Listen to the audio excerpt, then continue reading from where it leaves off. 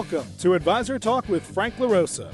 Brought to you by Elite Consulting Partners, it's the only podcast offering unfiltered guidance and direct advice for all things concerning financial advisors, RIAs, and the practitioners in the wealth management business. Learn more and subscribe today at eliteconsultingpartners.com/podcast. And now, here's your host, Frank LaRosa. Hey everybody, welcome to Advisor Talk with Frank LaRosa. I'm your host, Frank LaRosa, and I'm joined once again by my co-host, Executive Vice President at Elite Consulting Partners, Stacey Frank. Thank you. Doing? Happy to be back. Stacey with an E. C-E-Y. So today I think we're going to enter the Twilight Zone. I say the Twilight Zone because we're going to talk about something that is going to be somewhat controversial and against the grain for sure. But it comes under the context of it's our responsibility to speak the truth from an advisor's perspective and guide our advisors on the best approach to do things, especially when it comes to transition dollars and all that good stuff. So today is going to be, we have this saying in our space. It's not about the money, but it's about the money, right? And we usually say that, I'll say in a little bit of a derogatory way, right? Because, we talk to a lot of advisors and they say they want to move firms because of culture and technology and platform and support growing and the business and whatever, right? The color of the business cards. They come up with all these reasons why they want to move, but at the end of the day, they want to move because of the money, right? So we say it's not about the money, but it's about the money, right? Because they all start off by saying, listen, I'm not moving for the money, right? That's how they all start off, right? And I don't like the technology. It's not integrated. Right. I mean, there's so many They start self-rationalizing why they want to move. There's nothing wrong with that either, right? But our goal is really to help advisors find a new home that's going to best fit their clients, number one, their practice, number two, and then them personally, number three. And those things are, different for everybody, right? How does it benefit you personally is different for lots of different people. Maybe you're really unhappy at the firm that you're at because their compliance is overbearing and all that stuff. And so it's frustrating you, makes you not happy, and then makes you not want to enjoy the business. We talk to a lot of advisors that say, well, I probably want to get out of the business. But the reality is it's not that they're unhappy with the business. They just hate the firm that they're at, right? Well, they're also not accessing the resources the right way. They haven't been guided appropriately either. Right. So we've seen situations where we've helped that advisor move firms who was thinking about retiring or leaving the industry or whatever, right? And we get them to a firm that's a better environment. All of a sudden, he or she has a newfound energy and then has no interest in retiring and then starts to go on like a record year, record tear in terms of their business. But today, I think there's a dynamic shift happening. And I'll say there's sections, right? So there's I'll call it the big box independent shops. And then there's sort of the mid-sized independent shops.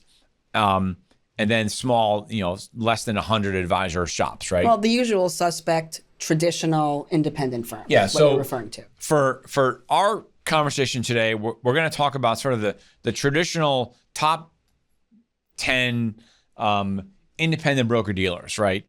And this is, I have the disclaimers here, right? This is not one is better than the other.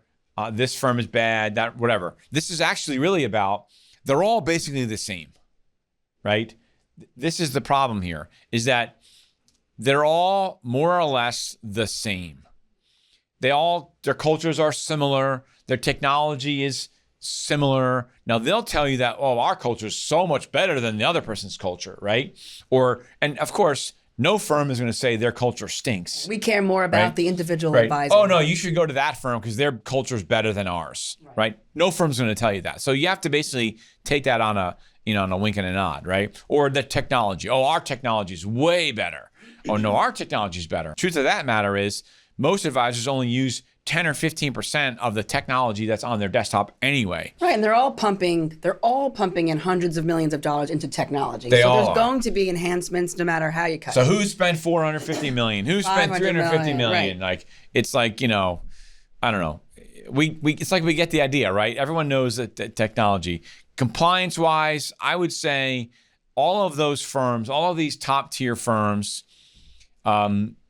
LPL, Cetera, Osaic, Cambridge, Commonwealth, Kestra, all of those firms. And we love them all. And they're all good firms for different advisors, right?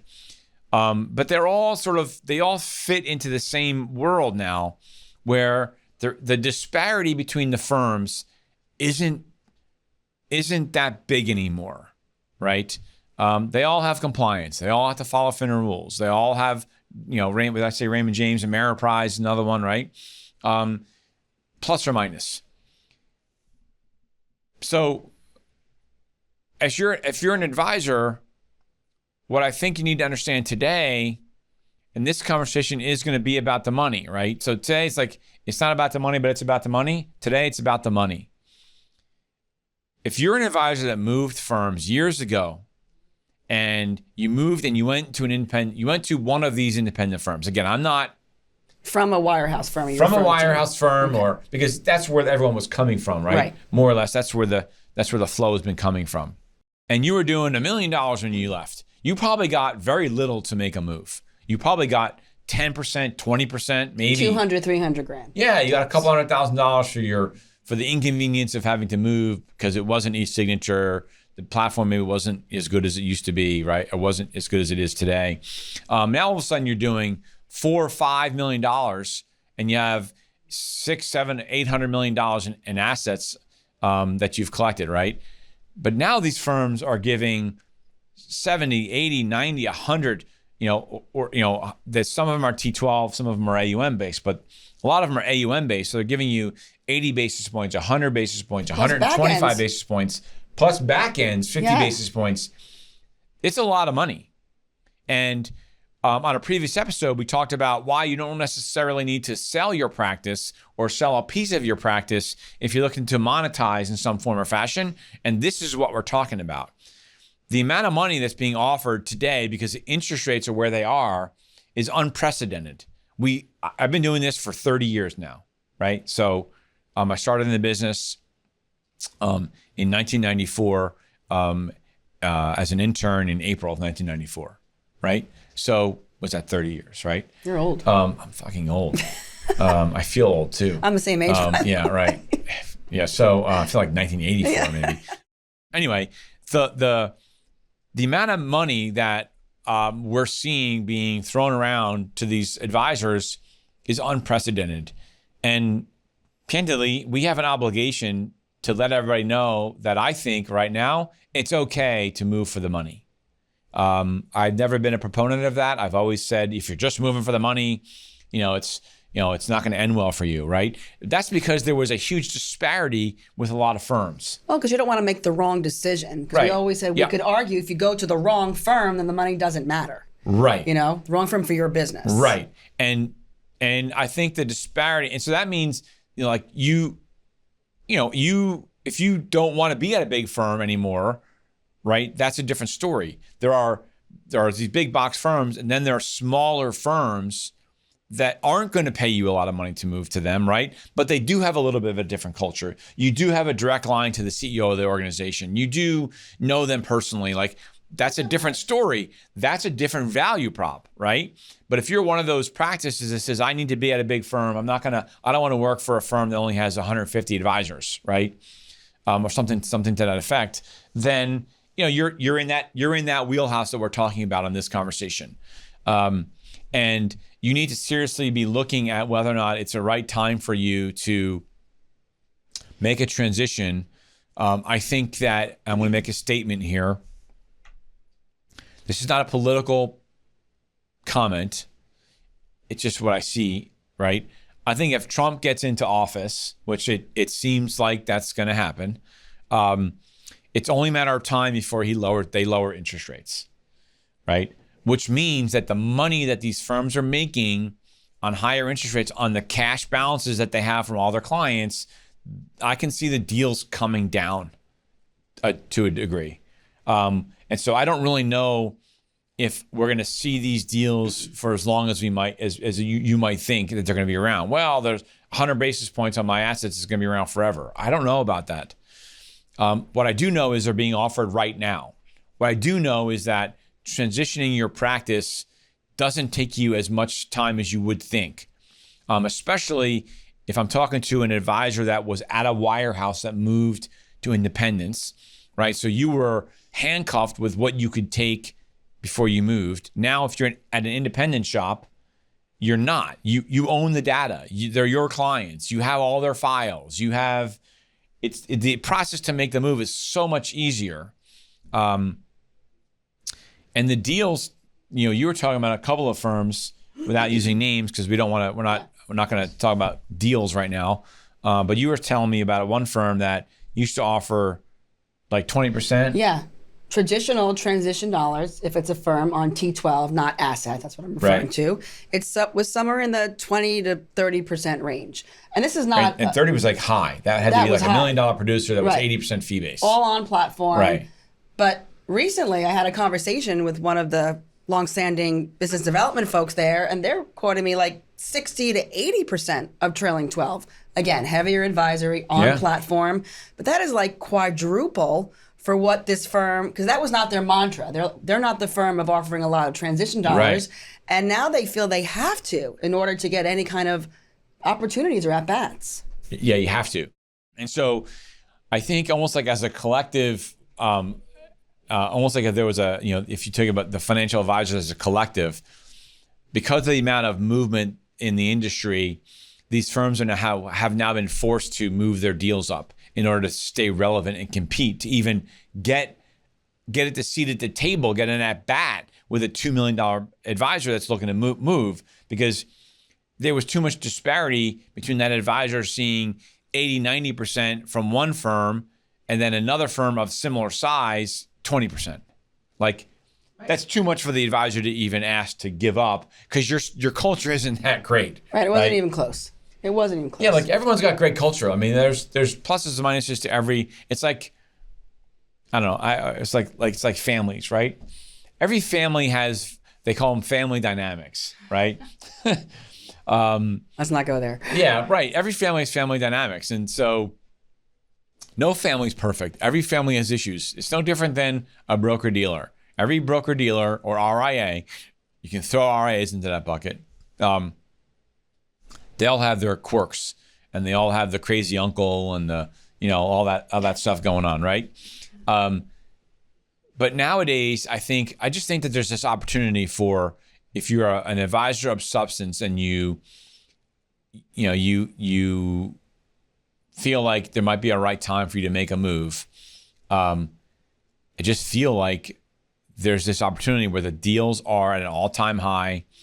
I see them potentially coming down over the next, I would say, 18 months or so, maybe 2 years. If you think about, if Trump got into office, how long it would take for him to work through the system, get the Fed to start lowering rates, right?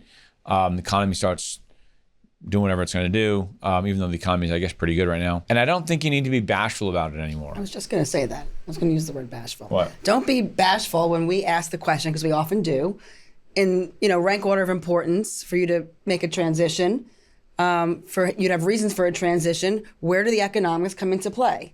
If it's really one or two, don't think that we will judge you any differently because you tell us it's 4 or 5, and then 6 months into the process you say, yeah, the money, that's just not going to cut it. Right. Frank, the money's just not there. Yeah. Well, tell us in the beginning, because we know that it's out there, and this is a really compelling conversation. Right. We know you're thinking about it, and it's okay. We're not gonna judge you, and actually help us, and makes the process easier. Again, one of the clients that I'm working with right now, when they left the wirehouse firm, they were doing like $2 million, and they went to an independent shop, and the independent shop gave them 20%. So what's that, $400,000, right? Now, it's 7 or 8 years later, and they're a much bigger firm, and they're getting a much bigger deal, and they're looking at like a $5-6 million check, right? 7 million if you had the back end, right? That's a huge deal. And they don't use the resources of the firm all that much, meaning, they're there to provide, like compliance oversight and stuff like that. And they use the technology on the computer, but it's not like the tech offering that the firm is giving them is like change their life, right? And they have their own brand, and the clients don't even know really the firm that they're at. So it doesn't matter anymore. Yeah, the clients don't know the difference. Right. And what the client said to me, which is the emotional side of this, is, that amount of money could do wonderful things for our family. So, I would say, money is the root of all evil. No, the love of money is the root of all evil, right? Money can do a lot of great things. I work with a lot of advisors that are very charitably inclined, right? So it's like, what can you do with that kind of money for your charities, for your church, for your synagogue, wherever it is you tithe or whatever you're doing, it's okay to think that way. And so what I want basically everybody to, I'm just sort of like, I don't say I'm giving everybody permission, but no, we kind of are. I think today we're letting the guard down. Yeah, letting the guard down. It's a little bit of a Twilight Zone thing, because it just sort of dawned on me that, wow, I think this is a unique situation and a time in financial services where it actually really does make sense especially if you're in some of those big box firms, to think about monetizing your practice without selling it. And that is transitioning your firm, because money is real rich. Again, the technology across these different firms out there isn't earth-shatteringly different. Cultures are not earth-shatteringly different. And I'm sure if you're at one of those firms, you're saying, well, that's not true. My firm this or my firm that. We get to hear it all, right? We have these firms come to us. There's, with technology, it's about integration. Do the systems talk to each other? And some do and some don't, or better than others. It's always a part of the conversation. Right. But when you work through some of those things, most advisors work through those things, right? Like, all right, so that firm's portfolio management reporting tool doesn't integrate with the CRM. Okay, whatever. Okay, well, they have how many multi-million-dollar producers at the firm, so they're figuring it out. Yeah. So somehow they're making it work, right? It's not like it's limiting the production of that firm because they have dozens and dozens of $4 and $5 million producers that somehow figured it out. And so my point is, I'm sure you will too. When guys ask me about technology, I'm like, well, tell me how much you use your technology. Like, what percentage of it do you use? Right. Like, well, we need to open accounts. Okay, well, every firm has a process to open accounts. Some firms say, well, we can open an account in 4 minutes. And some firms say it takes us 24 hours. Like, do you really need to open an account in 4 minutes? Like what are you doing with the client that you need that account opened up in 4 minutes? Yeah. That's quantity over quality in some respects. Right. Like, we're you get the idea, right? I'm not saying having an easy process to open accounts isn't important. But if you have the right team, the work will get done, and you'll run your practice, and you'll have great technology. And especially if you're in an independent shop, the culture that you should really care about is the culture inside your four walls, with you, your partners, your team, and your clients. And as long as you can get work done and business done, bringing it through your broker dealer, that's what should be important. But if this time right now you can put multiple millions of dollars in your pocket, why shouldn't you? Right, and the firms all know. They all know that we're in this sort of timeline, this environment, this landscape of they're all kind of competing with each other. They all know. Right, they're leveraging each other. Yeah, and I want to just step back and say that, because I made a comment about if you're a multi-million-dollar practice, whatever. I don't necessarily mean that that if you're a multi-million-dollar practice, those are the only ones that should be doing this. I just recently worked with a client, helped somebody on our team with a client, and he was only doing $500,000. And we were able to help him move to a firm. So he went from a retail firm to a retail firm, right? So W-2 to W-2. And one could argue, well, is that firm better than the other firm? Maybe it is, maybe it isn't. It's the same analogy, right? But this advisor was able to put, what amounts to $750,000 in his bank account. And yeah, he's got to pay tax on some of that money, all that stuff. But to him, that solved a lot of problems for him. I'll say life-changing dollars right now for that individual. And so for me, that actually, feeling I got from helping him was almost more, I had more pride for that than helping some of my multi-million-dollar teams, because of how much it meant to him that when we took care of him, we paid attention to him, we helped him get a little bit better deal, and how meaningful that transition deal was to him. And so I think that's where I'm going with this, is a transition deal is not a bad thing. I know we sometimes talk about that and not doing it for the money. Yeah, but that's a lifestyle change. Like you said, Right. life-changing money. And we don't mean, bazillions of dollars all the time, but something that could have an impact on your personal and professional life. But it could be That's what we're life-changing, referring to. right? What if you're an advisor that right now you're listening to this thing and you have kids going to college and you're not sure how you're going to pay for them or whatever you're going to do, student loans or whatever it is, right? And you're at one of the big box firms. There's nothing wrong with you moving firms and to put put a couple $1 million in your bank account to pay for your kids' college, right? Money well spent. Money well spent, right? That's an investment in your family's future. And you're not going to go backwards. Like, you're not going to go to some chop shop, right? To move your practice. You're not selling out and you're not harming your clients. There's a little bit of an inconvenience there for your clients, but most of them I've seen just get over it and don't really care. As long as they're still able to work with you, you're still able to provide the same services and the same platform. Yeah, nothing will change. Nothing really changes for them. It's a little bit inconvenient for a month or two. And I think if they understand that you're doing this to help your family and your practice, they're more than understanding. I know that because I went through that years and years and years ago when I moved my practice from Prudential Securities to Smith Barney back in the day. And I actually told my clients, that I got paid a lot of money to move. At the time, it was a lot of money, but it wasn't for, at the time.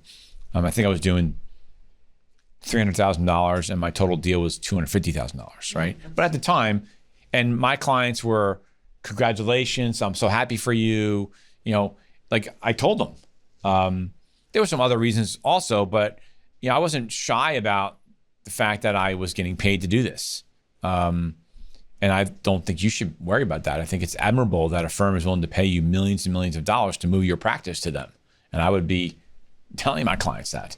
No different than a sports, it's an athlete that gets paid millions of dollars to move teams. Yeah, and as long as the clients know that their services or their open architecture, products, whatever, isn't going to be sacrificed, then, right.